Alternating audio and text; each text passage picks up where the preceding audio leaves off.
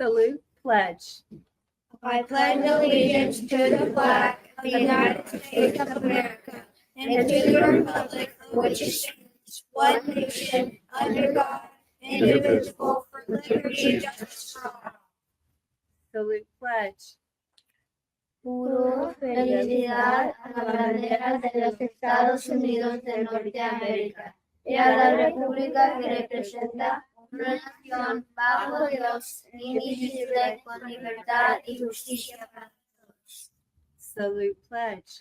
Som med fidelité och favor till de États-Unis d'Amérique, une nation unie, indivisible, avec liberté et justice.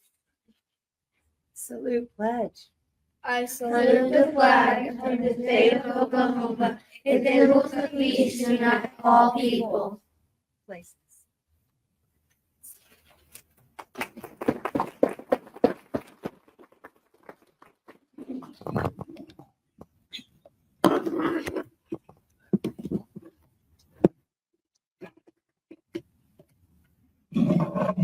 Memo to staff. Yep. Yeah, good.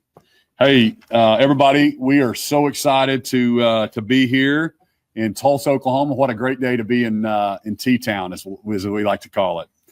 I'm especially excited to be here at Eisenhower International School, and want to thank Dr. Connie Horner, the principal, for her leadership and for welcoming us here to your great school. This is a immersion school for Spanish and French. And I was telling the young people that greeted me earlier, it is a goal of mine to learn Spanish. So I am so envious. This is going to be such a great advantage for you to be bilingual, and just encourage you to keep it up.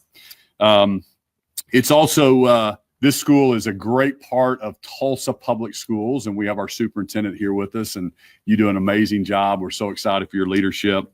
And it's the perfect backdrop, really, to announce a new season for Oklahoma students, for families, and for teachers. Today isn't just about a new leader for the Oklahoma Department of Education. It's really about a new mindset and a new movement. When I took office back in 2019, I said that the turnaround in Oklahoma was going to start right here, right now. Do y'all remember those commercials? You're going to start seeing a lot more commercials of other kinds over the next couple of years too. But we really, when I was taking over as governor and running in 2018, we had no money in savings. We were having budget deficits. You probably saw, remember the teacher walkouts happening in 2018. Also, thousands of students were leaving Oklahoma and going to other states after graduating. When I graduated from college, and then after that, a lot of people were going to Dallas to get jobs and Texas to start their careers. We just didn't seem to have the winning attitude in the state of Oklahoma. But the turnaround started, and I'm so proud of the success we've had over the last 7 years. Today, we have record savings. Over $3 billion in our savings account, budget surpluses, some of the best teachers in the country, and more people are moving here to the state of Oklahoma than ever before. We're top 10 in people moving to our great state.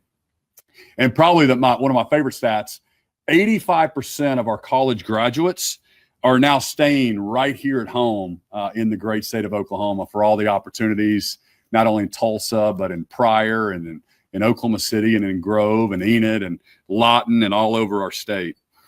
So a mindset shift is starting to happen. And today is a new day for the Oklahoma Department of Education. This appointment is important, not just because it marks a new leadership in the department, but because it also signifies this mindset shift that I'm talking about. If in Oklahoma, if we're going to be top 10 in everything that we do, we obviously need to be top 10 at education and in our school system and prepare our students for the road ahead. And I tell people all the time, everywhere I travel and all the speeches that I give, is it doesn't matter if you're Republican or Democrat, or you live in rural or urban Oklahoma, or you live in New York City, or you live in Madill, Oklahoma. We really all want the same thing as Americans. and too much has been dividing us. And we need to come together, and we need to focus on education.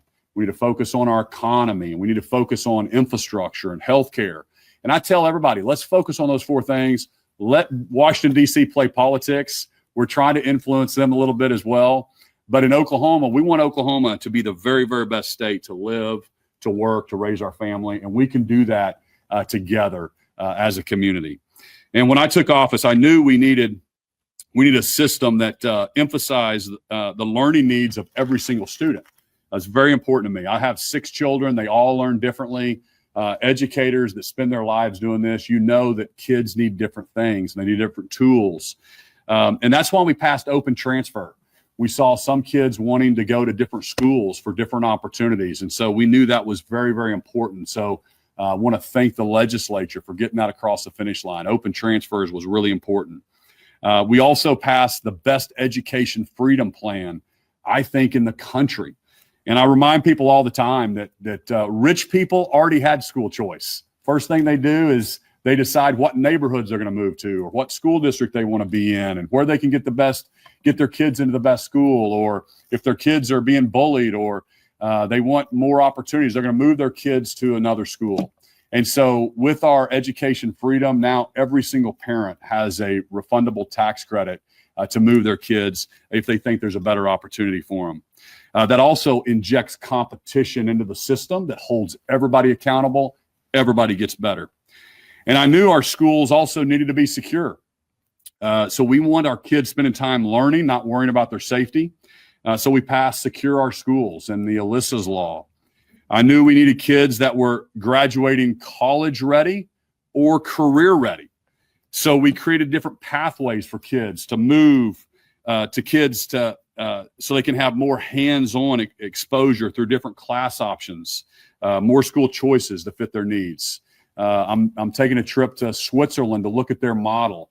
What's fascinating about Germany, Switzerland, some of these other countries, and I'm taking our superintendent here in Tulsa and also Oklahoma City with us on this trip. But when you're a sophomore in high school, you literally can choose to go after sophomore year, your high school's kind of done.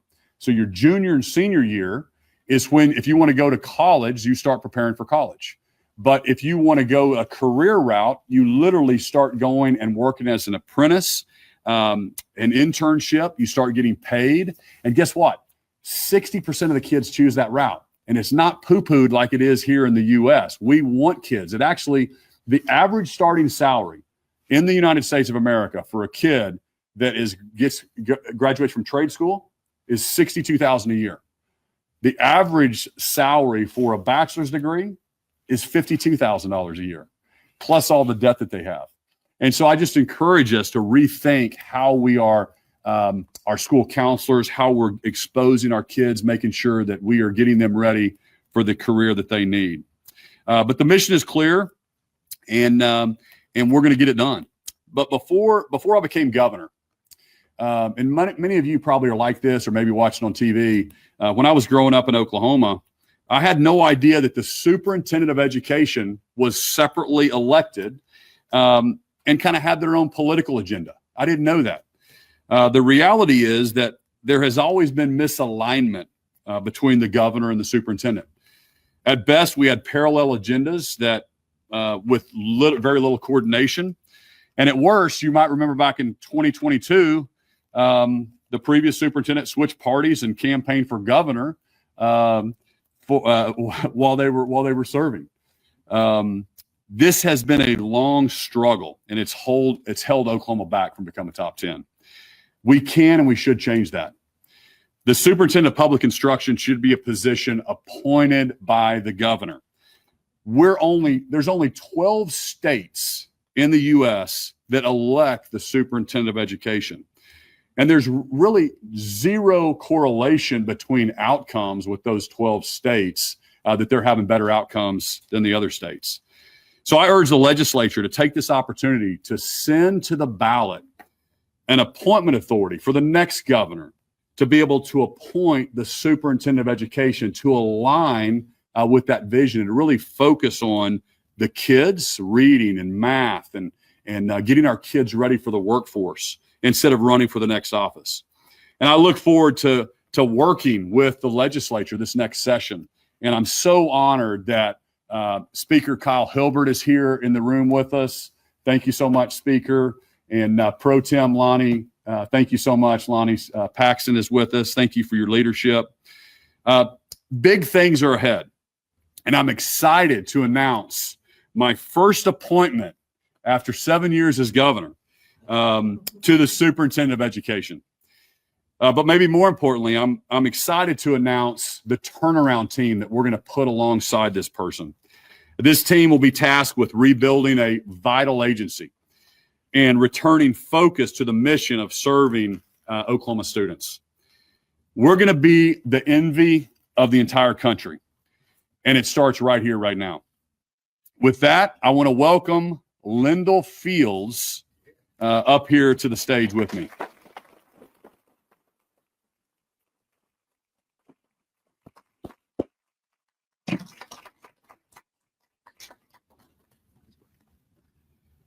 Lyndall is a lifelong educator. He's a successful business owner, and he's a great leader.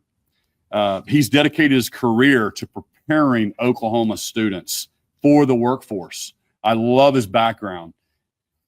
And I can't think of anyone better to bring the Department of Education into this next season. I'm excited to have you on board, Lyndall. But with the agency of this size, this complexity, and this importance to me and to you and to all 4 million Oklahomans, he can't do it alone. So we've spent this last couple weeks making calls to some of the best education professionals that we know all across the state, asking them to step away from their jobs and to serve their state. And I'm so grateful for the team of people who said yes. And they're going to make this turnaround a reality, and they're going to help Lyndall. And I want to ask the members of some of the turnaround team to come up on stage with me. Connie Riley, come on up, who's going to be the director of OEQA. Kristen Stevens.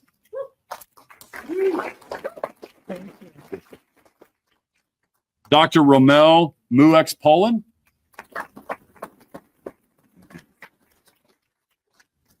Megan Offendal.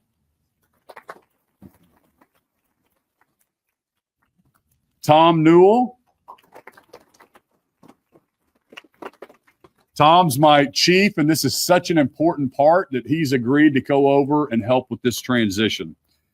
Tara Thompson. And Nellie Sanders. We wanted the best and brightest helping surround Lyndall to make sure that we could put all eyes on this agency that we've had really not a lot of transparency or knowing what was happening. I also want to ask the present members of the Oklahoma State Board of Education that are here with us to come up. Chris Vandehan.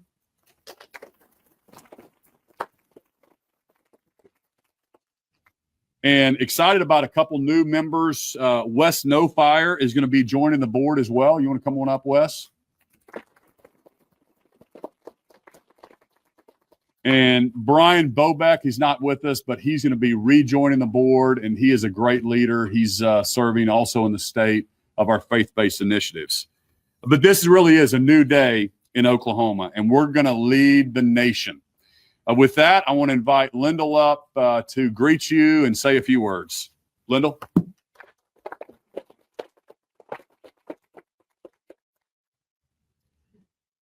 Good afternoon. Governor, thank you for your confidence and for this appointment. I'm honored. I'm honored to serve the people of Oklahoma in this new role, and I promise to give you everything I have. Today is about steadying the ship. Standing here at Eisenhower, where my daughter's in 5th grade, this work is deeply personal. As a father, I share the same hopes and worries as every parent. We all want our kids to be safe, to be known, and to be prepared for the future. That's why the steadying the ship matters so much right now. Years ago, after picking Eva up from daycare at my school, we had a daycare facility at Tri-County. And I got to pick her up every day. And Eva climbed in the car. She buckled up her seatbelt and she said, "Dad, I learned something today." And I said, "What's that, sweetheart?" And she said, "Teachers are way more important than the superintendent." And I'm like, what?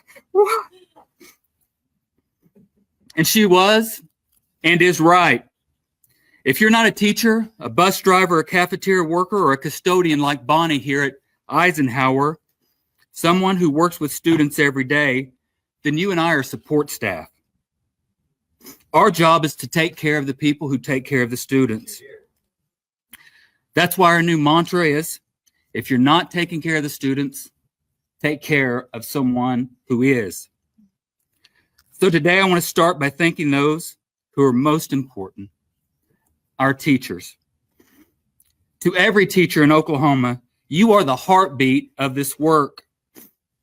To our principals who lead schools each day, thank you.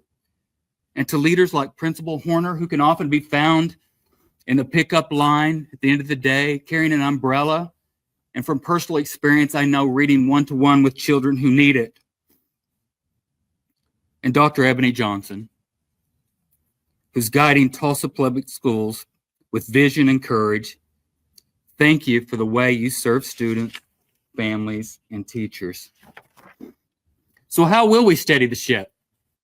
By focusing on what matters most and by working hand in hand with the Board of Education, the legislature, and the governor's office.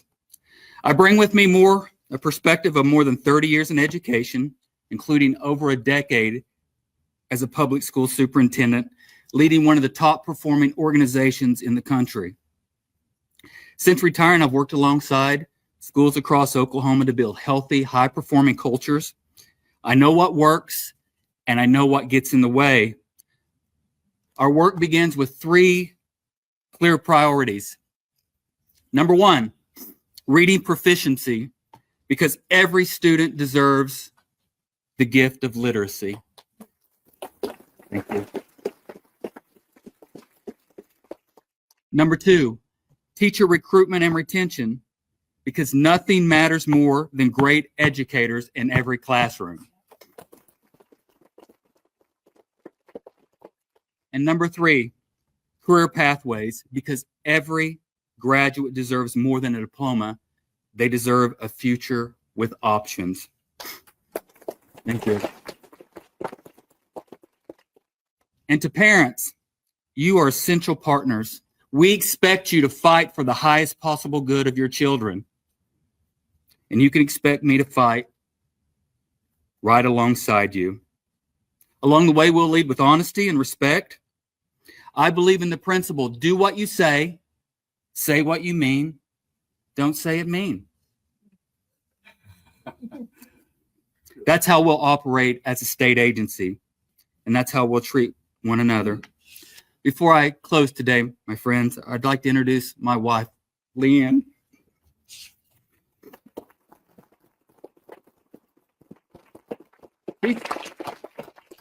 We celebrated our anniversary yesterday, by the way. She supports me in everything, and I'm also proud to introduce, Eva's in 5th grade back here. Oh, there she is. Hi, sweetheart. This is Eva. Also, her brother and sister are here. Jordan is there in the back. Jordan, stand up, sweetie. And her brother, Blake. Blake is responsible for a divided house, having gone down to Norman a few years ago. And I especially want to reiterate my appreciation to the transition team. They're putting their careers, their businesses, and even parts of their lives on hold to serve this state in such a critical moment. This is not a small thing. It's a gift of time, energy, and courage. and I want every Oklahoman to know how grateful I am to them. Thank you very much. This will not be easy work. Turning around a ship takes time, but in the next 15 months, we can calm the waters, rebuild trust, and lay a strong foundation for the future of Oklahoma schools. So today I ask you for your patience, ask you for your grace. Together we will steady the ship and make sure it's pointed in the right direction for every student in our state. Thank you, friends.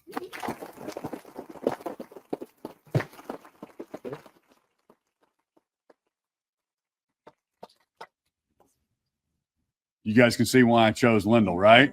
He has such passion for this, and just a great leader. And in Oklahoma, we're lucky to have you at the helm of the ship. And so now I'm excited to announce that Dan Hamlin is going to be joining this team as the Secretary of Education. So Dan, come on up here.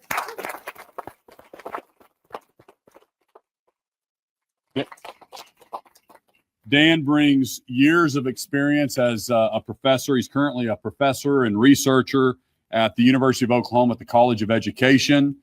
Formerly was a Harvard professor, and just so excited that he's an Oklahoman, right? He's an Oklahoman, and he's willing to step away and help us as this turnaround team focuses on our kids. So Dan, I invite you to the podium to say a few words.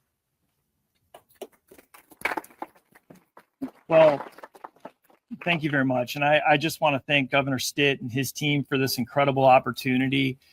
I'm just honored to be able to work for this administration and really to get to work for our state and most importantly, to get to work for our kids.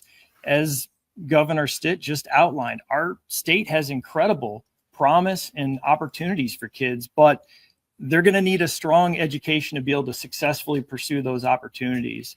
So I'm looking forward to the work. And for a number of years, I've been working in academia with school leaders and educators and researching how to improve and strengthen education systems. So now that I have this opportunity to put a little bit of that know-how to work, and I'm excited to get together with our partners across the state to actually enact some real change and progress here in the state. So I just want to say I'm just thrilled by the team that's been put together, and especially our new state superintendent, and just really looking forward to hit the ground running in the days to come. So thank you very much.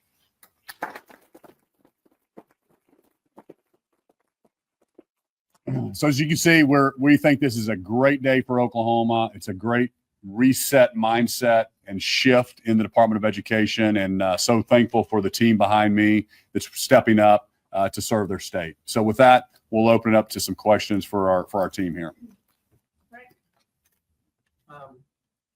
Say your outlet, please. Rick Marin on Fox 23 here in Tulsa. I can't tell you how many emails I've received over the past 3 years from teachers who feel like they've been beaten up worse that have been yada. What is your plan for increasing teacher morale and giving them the respect that they are entitled to? Thank you.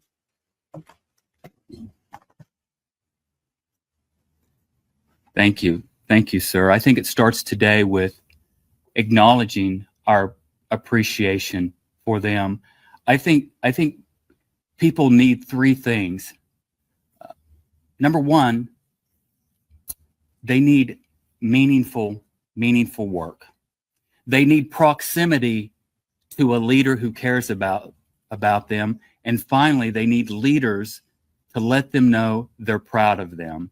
So we'll begin to establish those core values across the state agency, and hopefully others across the state will begin to do the same thing. So we just want to share our appreciation and let them know how much we appreciate them. I know this is very early to ask this question, but as you come in, you're only going to have about a year in this role. Do you have plans to run again as the incumbent, and what would make or break that decision for you? Yeah, sure. The answer is no. I'm committed. I'm laser focused on what needs to be done at the state agency to right that ship, to calm the waters. I don't plan to spend any energy running for office. I'm not a politician, so our time's going to be spent at the agency. I'm glad he said no, because that was the question I asked in the interview process, because I wanted somebody not focused on the next election. Let's focus on the kids. That's why I'm really encouraging the legislature to put something to the ballot to say, hey, let's change the way we do this, like most other states. And so glad he said no on that one. This was for the governor, Dylan Brown, KFOR. I guess I have a two-parter question. So when you put in Pick Walters, necessarily endorsed him, you have a quote where you literally say he's going to get us to top 10 in education, 50th, 45th to 50th in education in the nation. You regret that comment. And then also, why should Oklahomans have faith in this person when, I mean, we've seen Friesen, a little bit of Zumwalt, Walters now in the past year and a half, 2 years. Why should Oklahomans have faith in this pick? Well, first off, there's 30,000 state employees, and so you don't always get it right on picking people, but it doesn't mean we don't move forward and try our very, very best. And as I outlined earlier, the governor doesn't have the authority there. You handcuff the governor. That's why I think this move to make this an appointed position by the next governor, it's not going to benefit me. It's only for the betterment of Oklahoma. So, but as far as, the proof's going to be in the pudding with Lindell. This is my first appointment to this position. And, I think we've got a really, really good track record across state government.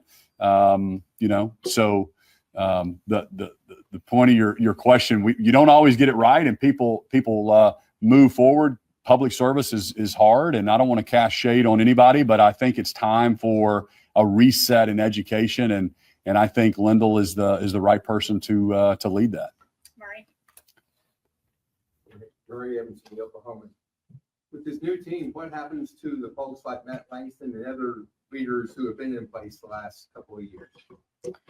Well, we've had no transparency. We don't know exactly what's happening inside the agency. That's why we have a team. We've got all these smart people around us that are going to go in there and look at everything, look at every contract, look at every vendor, look and see what's happening.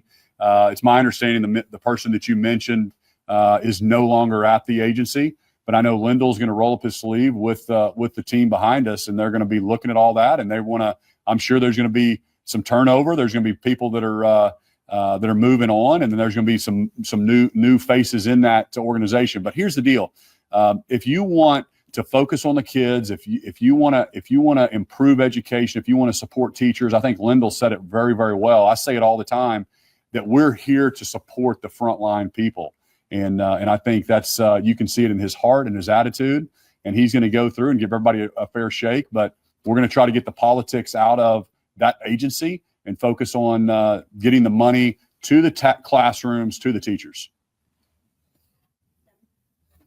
Devin, Fox 23. Are some of the contracts that have been criticized to be political DOSD, like with PragerU, are those going to be reassessed how much they're necessary for the state agency? We need a little time to get in there and find out what's actually in there. We will assess all of the contracts to look at their value, what value they're bringing to the students of Oklahoma. So just a little time to get in there and find out what's what, and we will be reviewing all of those. Yes. Hi, Anna Coletto, Tool Supplier. My question is for the governor. You mentioned in your remarks that you've been making this transition team and making calls for it for a few weeks. Does that mean you knew Walters would be out as state superintendent before the State Board of Education or the public? And if so, for how long? So I did not know. So he texted me and said, I want to get together with you on Friday. So that was probably 2 Fridays ago. And then before we met, that's when it started breaking that he was going to resign. I then met with him on that Friday. So it was about a week before the Friday I met with him. So you can get the actual dates for her. But, and then we didn't get the resignation letter. So you can't really move forward, right, until the resignation letter. So I asked for him to bring that when he met with me on Friday. He didn't. He said he would get it to me on Tuesday, and he got it to me on Tuesday. But in the meantime, we started interviewing. We started thinking about it because we thought it was – because when he posted it online, or I don't know exactly what he did, maybe made statement or some kind. We knew it was serious, but he never really met with me face to face except a text that just said, I need to meet with you. Something's come up. So that was when I started seeing it, but then I saw it like you did in the news when he made it official. But the official resignation came on Tuesday. Thank you. So Thank you, everybody. thanks, everybody.